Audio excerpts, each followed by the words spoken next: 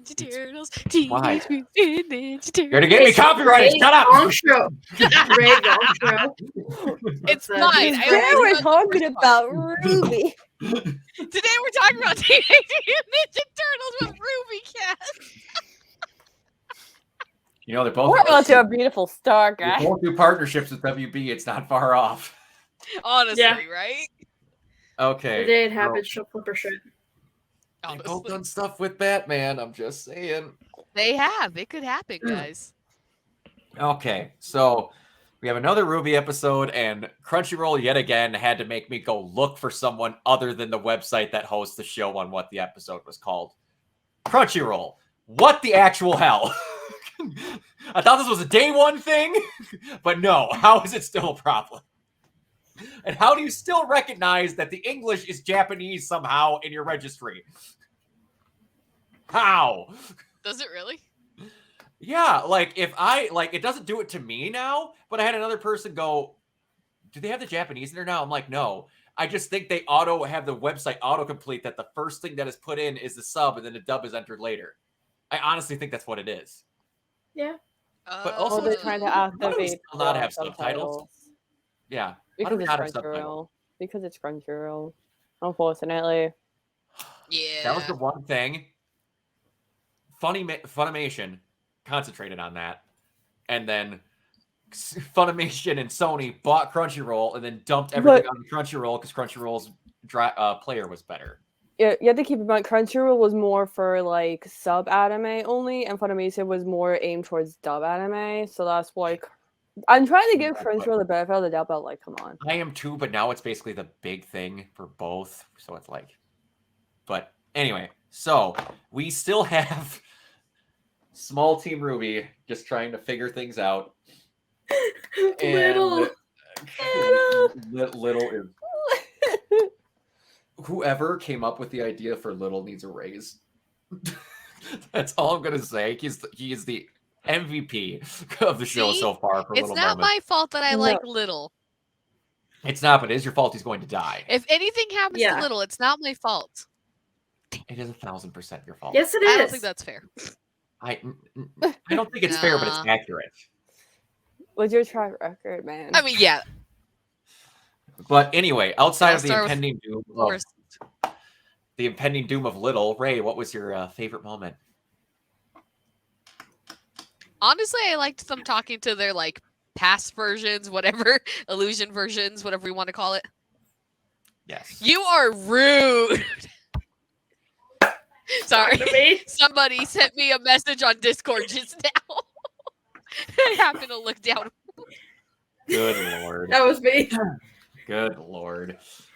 We have a private chat, people. We don't want it to be seen by everybody. This is private with my sister. Okay. Private with my sister. All right. Blake, go ahead. I love the cast so much. I might be biased because the voice also voiced the Cassie from Persona 5. So okay. That's so you why are I'm biased. You're simping like so hard 100% for this biased. cat. Yeah. Because of the voice actor, I love him. And I'm like, Steph's kiss. Yes. He's But it's the cat. him with the scroll, like taking photos. It's just being fascinated by it. I never thought they'd match what a cat would act like if it took selfies of itself, but that is, yeah. That and like the whole when they were seeing like their past selves and Ruby says having a whole breakdown, like about to like say I want to go back or be someone else. Yep. Someone brought up some really good points on Twitter that I found because that is a version of themselves that I thought it was, but it's a more minute, slightly earlier version of themselves than what everybody thought it was. And someone pointed something out that I didn't notice that made me realize the exact time frame that all of them were from. But anyway, Raven. Little and Weiss hugging. Just that little brief moment. Love it. That was it. I love in that moment, Little hugs Weiss, Blake hides in her hood, and then Yang, still being 6 inches tall, is ready to clock the caterpillar in the face to protect RWBY. It's gotta protect you, little sis. Oh wait, I'm the little one. Just in that moment. Tiny. They got dubbed as Tiny in the credits. I know. I saw that. I was so stupid, and I loved it. I was like, They are tiny. They are They're tiny. tiny. Yes. All right. So my favorite is just that it's that they're one thing they're doing in this whole entire thing is basically, or this whole season is turning into quickly, at least in these last 2 episodes and a chunk of the first one. Callbacks to their former selves, not just old episodes, but who they used to be, and figuring out for themselves who they really are. And that's becoming a big thing about how I'm basically feeling that they're going to be asked by the tree to leave when they finally have their shit together. They're not going to make it there by traveling. The thing is going to ask them if they're ready to leave when they finally have their As shit. a curious like you don't go to the tree goes to you. Yeah, because it's Yes. being very apparent that they have no idea what's going on with themselves. At least not all of them. And but yeah, we can take a look at some pictures and work through some stuff. Before we get to that though, I had to laugh. Oh God, did I have to laugh. I love when shows very much rip on themselves. Yes. And when Yes. the cat brought up Sale, and he's like, "Where was she that whole time?" That kind of sounds like mismanagement of characters. I'm like, There's so many characters to keep up. Like, you think? There's a great picture. I couldn't get it cropped get the credit, so I didn't do it. There's so many characters to keep track of, and then a picture of Carrie with his eyes wide, where it's like in the next volume there's gonna be like 100 characters. Yeah. Because they're gonna be in Vacuo. Team Sun and Team Coffee are there along with everyone else. Imagine it cuts to that type of like it's just cuts to like the scene all of them next episode after all that.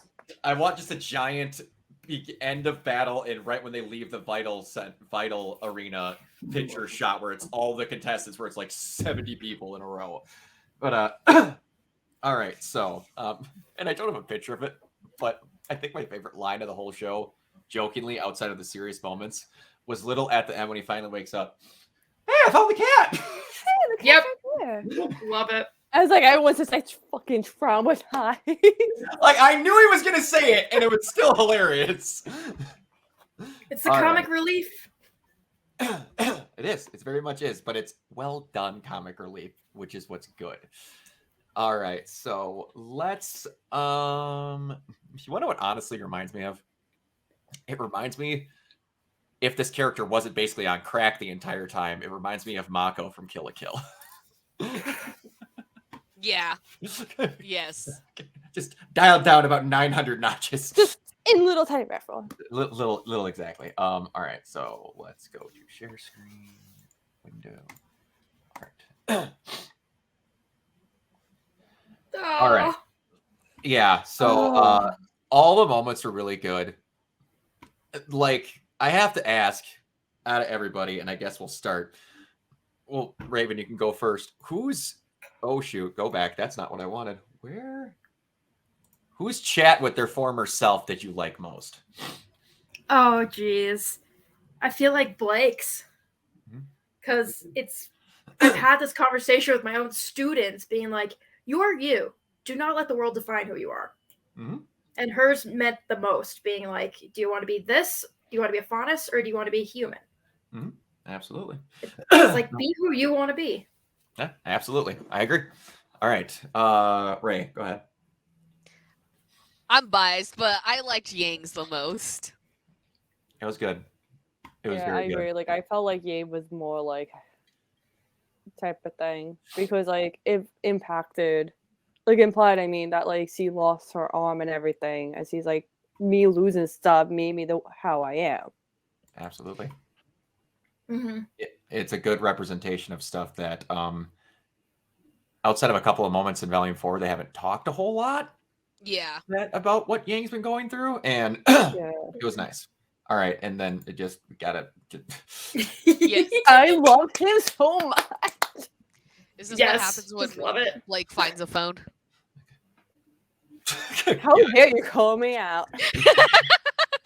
That silence was so loud. Yeah. It was poignant. I didn't say anything for a reason, and just also, man, This volume might have the best comedy that they've had in any volume whatsoever. Yeah. Like, just everyone is so He's stupid. like, he's like, Oh, "Sir, it's you're already using my hair." spoken for.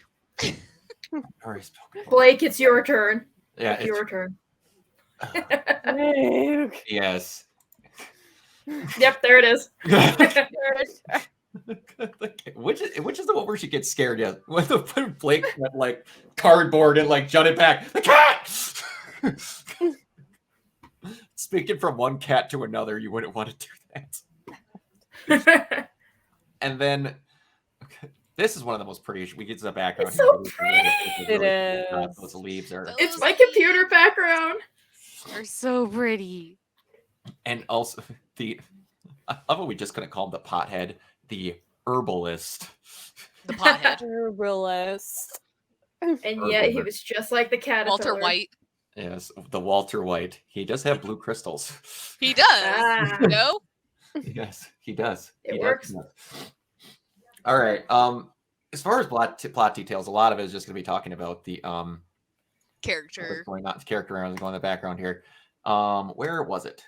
This is the person who I sadly accidentally cropped out their thing, but you see what happens when Kat jumps in to save Ruby from a choice she regrets, becoming something else, specifically by leaping through an image of Ruby's younger self. The same Kat who seems to have abilities curiously similar to Ruby's own. There's something being built towards with these two, and I'm very interested in see what it is. I don't think because their semblances are different or whatever that's going to do it, but I do like that kind of symbolism to.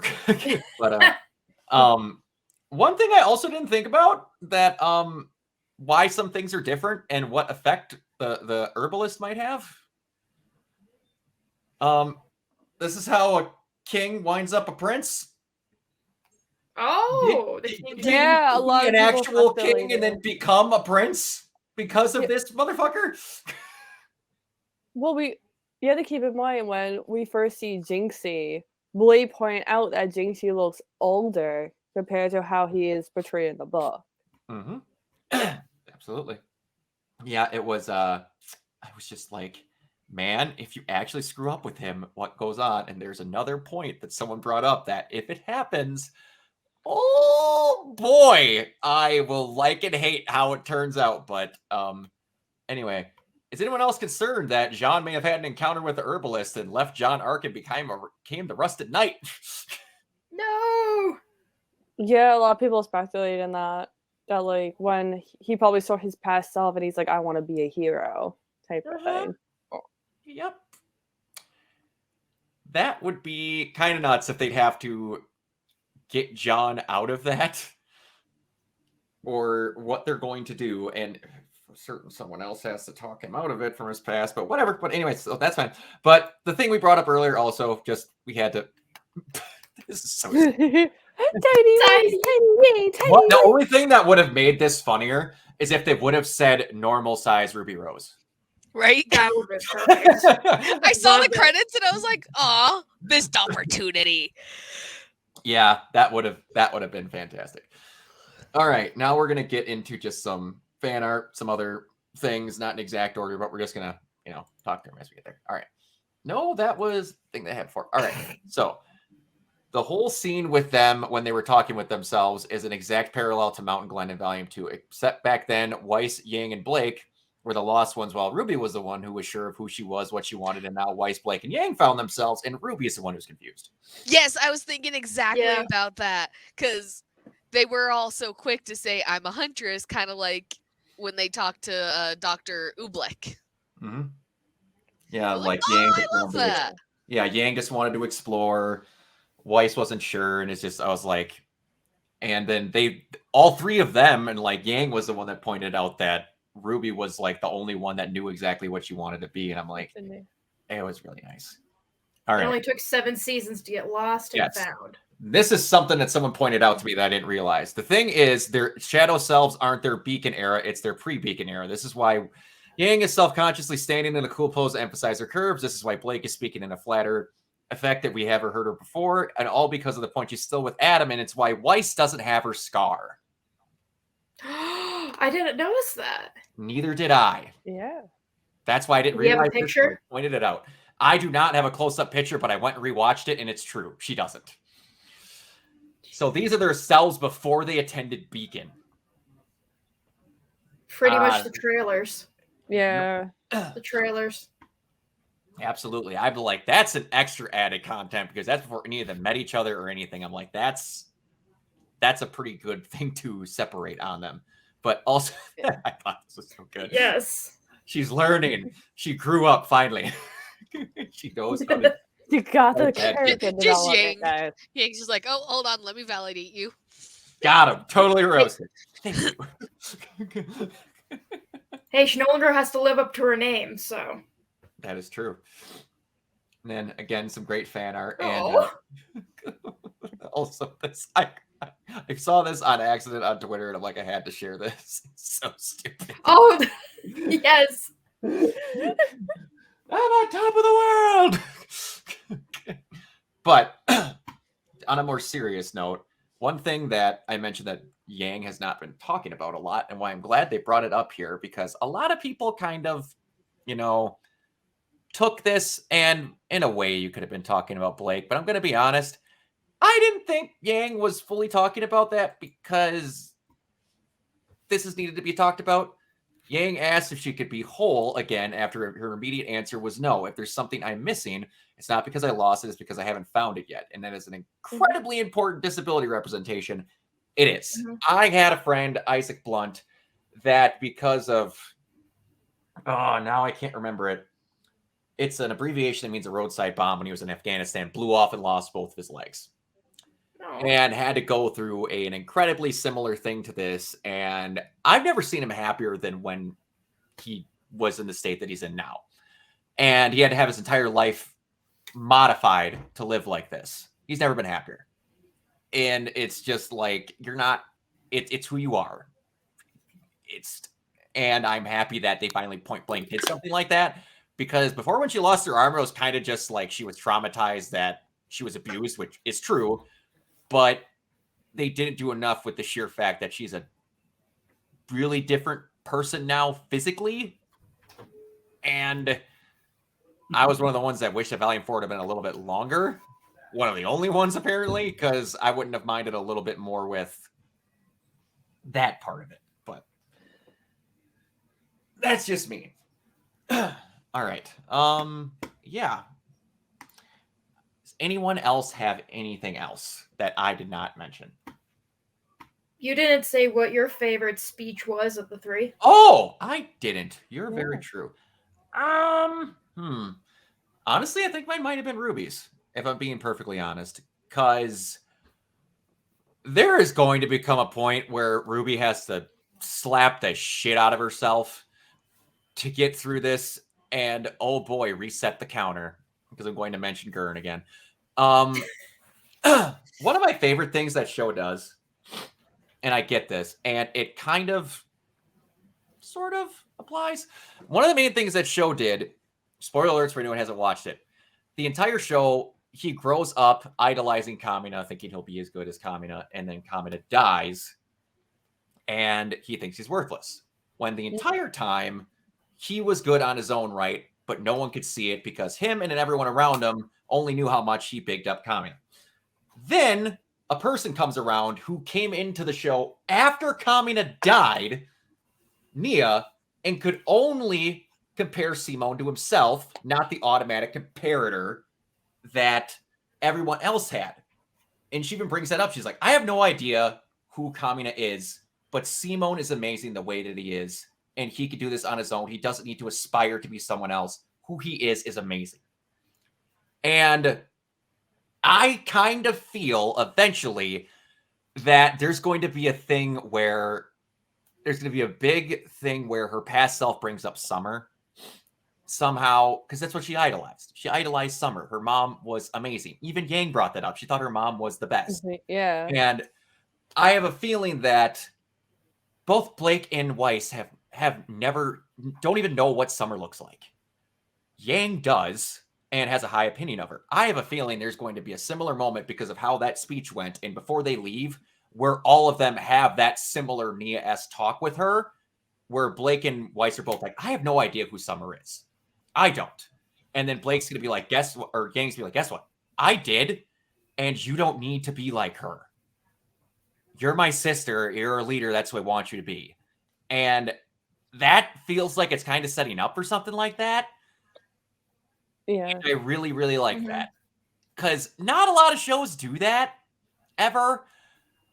Where, like, constructing idolizing of things to where sometimes you can realize that you're important on your own right. You always don't have to aspire to be identically like somebody else. Yeah. Even though if that person you're aspiring to be like is a good example, doesn't happen a whole lot. So I would kind of like if they did that. So I kind of like RWBY's. But if I'm going to pick a second best, I really liked Weiss's. Because your name doesn't define you. Oh boy, your name doesn't define me. He's like, my dad was a villain, my dad was a superhero, my whole hometown's dead. I'm heir to nothing. Don't. At some point, I wouldn't be shocked if she's just, I'm not even a Schnee anymore. I don't want the name whatsoever. But yeah. Yeah, I thought it was really good. But yeah. One of the I have to go back and find that bingo card. I don't think anything's been checked off of it. But I need to check it on. We're gonna be one episode away from half done next week. That's kind of nuts. Wow. Halfway done with the show. Oh, but yeah.